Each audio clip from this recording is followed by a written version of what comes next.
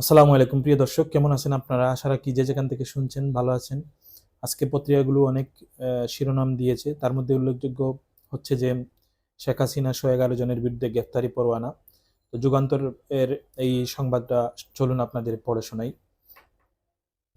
আওয়ামী লীগের 15 বছরের শাসনামলে গুমের ঘটনায় শেখ হাসিনা সহ 11 জনের বিরুদ্ধে গ্রেফতার পরোয়ানা জারি করেছে আন্তর্জাতিক অপরাধ ট্রাইব্যুনাল। সোমবার প্রসিকিউশনের আবেদনের প্রেক্ষিতে বিচারপতি গোলাম মুর্তজা মজুমদারের নেতৃত্বাধীন 2 সদস্যের ট্রাইব্যুনাল এ আদেশ দেন। 12 ফেব্রুয়ারির মধ্যে তাদের গ্রেফতার করে ট্রাইব্যুনালকে জানানোর নির্দেশ দেওয়া হয়েছে। গুমের ঘটনায় শেখ হাসিনা ছাড়াও গ্রেফতারি পরোয়ানা জারি হয়েছে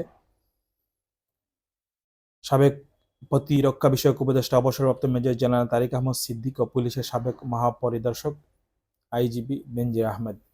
ব্রিফিংয়ে চিফ প্রসিকিউটর তাজুল ইসলাম বলেন, ভবিষ্যতে কেউ যেন এমন ঘৃণ্য কাজ ধারার সাহস না পায় তারই নজির হবে এ বিচার। গুমের সঙ্গে সংশ্লিষ্ট সেসব সংস্থার নাম উঠেছে বিচারের মাধ্যমে সেগুলো ইমেজ পুনরুদ্ধার কথা জানান তিনি। এই ছিল আজকের পত্রিকার যুগান্তরের খবর। তো আশা রাখি আমার সাথে থাকবেন এবং যে যেখান থেকে দেখছেন অবশ্যই আমার ভিডিও লাইক সাবস্ক্রাইব দিয়ে পাশে থাকবেন।